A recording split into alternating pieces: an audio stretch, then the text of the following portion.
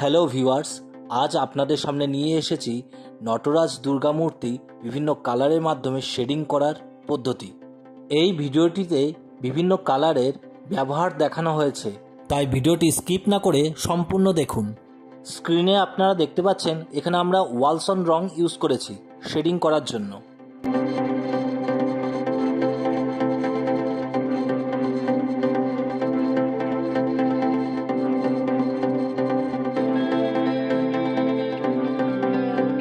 এই রংটি সবুজ ওয়ালসন রং।